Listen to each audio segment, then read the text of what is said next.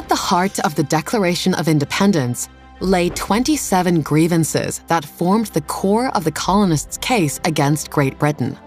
The list includes a litany of the repeated injuries and usurpations unleashed against the colonies.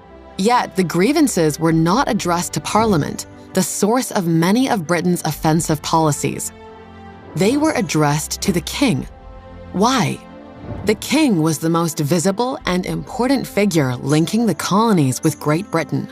The colonists had previously regarded the king with admiration and respect. They were convinced that if Parliament infringed on their rights and liberties, the king would protect them. It took from the end of the French and Indian War to declaring independence to persuade them that the king had become a tyrant. The Declaration's charges against the king fell into 3 sections. The first addressed the king's failure to protect the colonists' pursuit of happiness. Historians have long debated the meaning of this phrase, but they generally agree that it alluded to a collective condition rather than an individual emotion. Governments should, in other words, promote the common good. The first 12 grievances identified Britain's actions and policies that threatened the colonists' happiness. Over time, colonists had concluded that Britain's oversight of the colonies was interfering with their freedom to govern themselves. When, for example, the colonial legislatures passed a law, Britain required that the acts be sent to the Board of Trade for final approval. Sometimes the board rejected them, overturning measures the colonists deemed necessary for the public good. The Declaration also charged the royal governors with threatening the happiness embodied in the colonists' exercise of the right to representative government.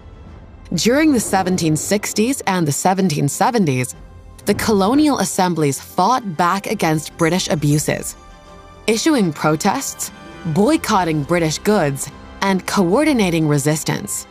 In response, colonial governors at times dissolved the assemblies or refused to hold elections for new assemblies. Even more alarmingly, the Crown had recently sent a large number of new government officials to supervise the administration of English laws in the colonies. Colonists regarded these actions as an invasion of their territory. The Declaration also pointed to other actions that undermined the colonists' sense of security.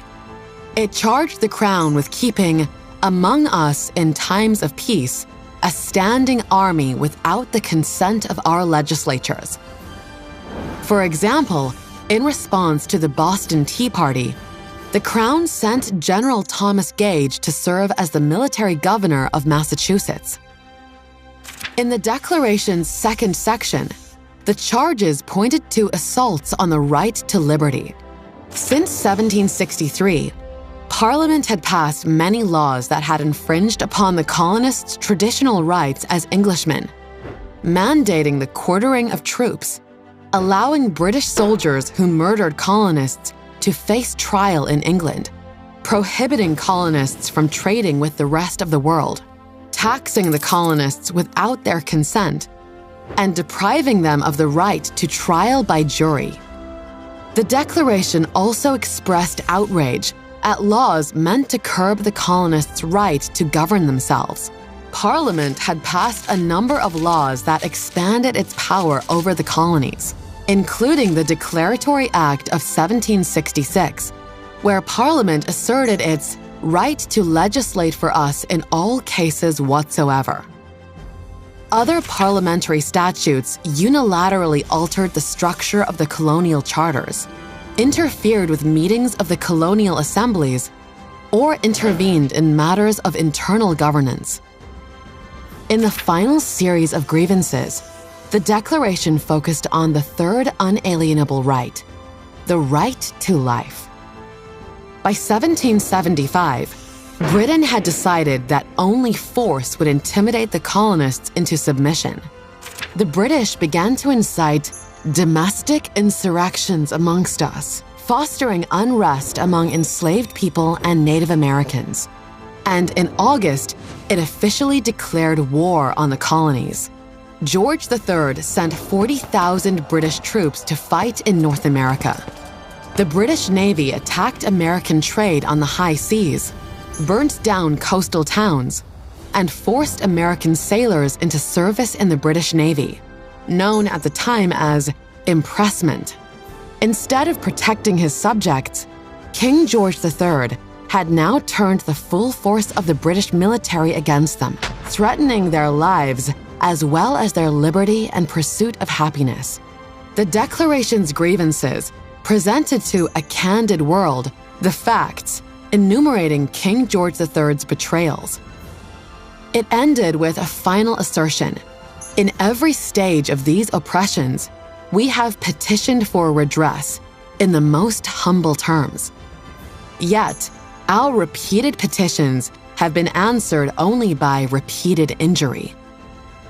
According to Lockean theory, when the king became a tyrant, the people not only had the right, but also the duty to overthrow their government.